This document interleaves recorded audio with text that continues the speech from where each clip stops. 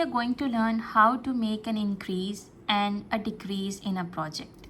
सबसे पहले मैं आपको इसको एक्सप्लेन कर दूं कि ये होता क्या है. इंक्रीज़ मीन्स कि आप किसी भी प्रोजेक्ट की हाइट को इंक्रीज़ करते हो, यानी कि उसमें स्टिचेस की एडिशन करते हो. डिक्रीज़ मीन कि आप किसी भी प्रोजेक्ट का साइज़ डिक्रीज़ करते हो, यानी कि उसमें जो स्टिचेस हैं उनको कम करते हो. So it's basic math. Increase मतलब ऐड करना, डिक्रीज़ मतलब डिक्रीज़ करना. लेकिन इसको करते कैसे हैं? If you been following my previous lessons, तो अब तक आपको सिंगल क्रोशे आ गया होगा और अब सिंगल क्रोशे के थ्रू ही मैं आपको एक इंक्रीज़ करना सिखाऊंगी. So for single crochet you would insert your hook in a stitch and then make a single crochet. Now if I want to increase, तो मैं इसी सेम स्टिच पर जहाँ मैंने अभी सिंगल क्रोशे बनाया है अपना हुक इंसर्ट करूँगी और एक और सिंगल क्रोशे बनाऊँगी. And this is called an increase, यानी कि एक ही स्टिच के अंदर आपने दूसरे स्टिच की एडिशन कर दी. अब इंक्रीज़ की अगर हम बात करें तो ये प्रोजेक्ट टू प्रोजेक्ट डिफ़र करता है और पैटर्न टू पैटर्न डिफर करता है. ज़ाहिर सी बात है, आप जो भी प्रोजेक्ट बनाओगे उसका जो स्ट्रक्चर होगा, उसका जो पैटर्न होगा वो डिफरेंट होगा. जैसे आप बिल्डिंग बनाते हो तो हर बिल्डिंग का डिफरेंट इंफ्रास्ट्रक्चर है. इसी तरह क्रोशे में आप जो भी चीज़ बना रहे होते हो उसका भी पैटर्न डिफरेंट होता है.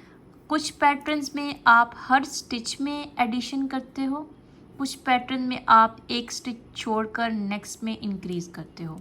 So whatever the pattern you are following, you will keep following it, but the technique would be कि एक ही स्टिच के अंदर आप दो स्टिचेस को करते हो, जैसे मैं यहाँ पर अब कर रही हूँ. इससे आपका जो प्रोजेक्ट है उसकी साइज़ इंक्रीज़ हो जाता है. कुछ प्रोजेक्ट्स में जो इंक्रीज़ है वो बहुत एब्रप्ट होता है. जैसे अब मैं हर स्टिच में दो सिंगल क्रोशे डालती जा रही हूँ तो ऑब्वियसली इसका जो साइज़ है इस रो से बड़ा हो जाएगा. ठीक है, लेकिन कुछ प्रोजेक्ट्स में इतना एब्रप्ट इंक्रीज़ नहीं होता कि फटाफट से ऐसे इंक्रीज़ हो जाए. कुछ प्रोजेक्ट्स बहुत स्लोली इंक्रीज़ होते हैं. स्पेशली जहाँ पे आप एमी ग्रूमिंग का काम कर रहे हो, यानी कि स्टफ़ टॉयज़ बना रहे हो, तो वहाँ पे रोज़ और सर्कुलर रोज़ चल रही होती है. वहाँ पे बहुत ग्रेजुअली इंक्रीज़ होता है, इतना एब्रप्ट इंक्रीज़ नहीं होता. वहाँ पे अक्सर क्या होता है कि एक स्टिच में आप नॉर्मल स्टिच करते हो, लेकिन जो नेक्स्ट स्टिच आता है आपका उसमें आप इंक्रीज़ कर देते हो, यानी कि स्लोली आपका प्रोजेक्ट जो है वो इंक्रीज़ कर रहा होता है.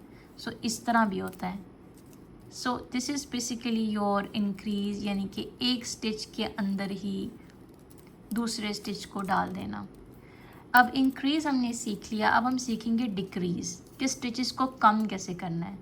जब आप डिक्रीज़ करते हो वो भी सिमिलर पैटर्न पे होता है कि आपने कितना डिक्रीज़ करना है.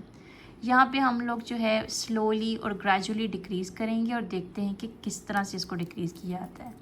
So we will follow the same technique. यहाँ हमने एक स्टिच को उठाया एंड देन यार्न ओवर किया. अब मैंने ये यार्न इन दोनों लूप्स के अंदर पास करना होता है नॉर्मली जब हम बना रहे होते हैं stitch. But when you make a decrease you don't do it. आप अब वेट करोगे, आप नेक्स्ट स्टिच में जाओगे, अपना हुक इंसर्ट करोगे और then you will yarn over again till you get 3 loops.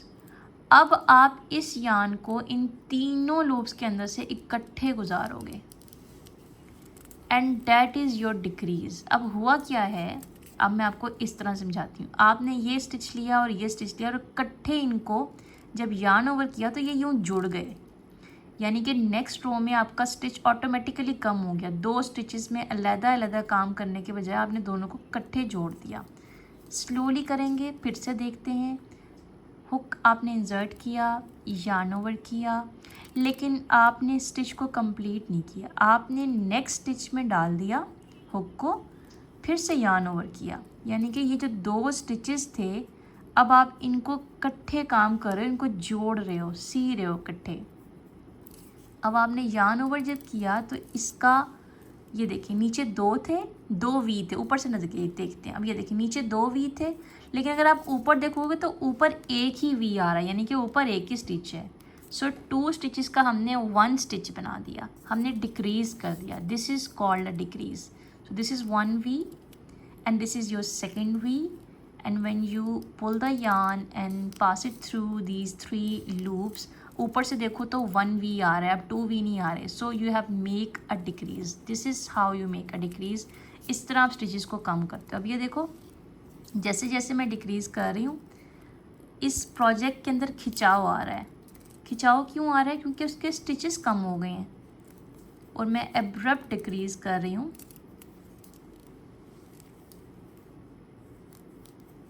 ये देखें, अब देखें, पहले कितना स्ट्रेट था, इजीली इसको आप हाथ में पकड़ सकते थे। जैसे ही मैंने डिक्रीज़ करना शुरू किया है वो देखें उसकी शेप ही बदल गई है। वो ऊपर से कैसे कम होता जा रहा है, कैसे आपस में सिकुड़ता जा रहा है। क्यों? क्योंकि एक एक स्टिच को हमने जोड़कर कम कर दिया है। सो this is how you make increase and decrease. It's super easy और ये बहुत इम्पॉर्टेंट एक लेसन है क्रोशे में, क्योंकि आपको बहुत जगह इंक्रीज़ करना पड़ता है, बहुत जगह डिक्रीज़ करना पड़ता है। So keep practising, and if you have any questions let me know. Meet you in the next lesson.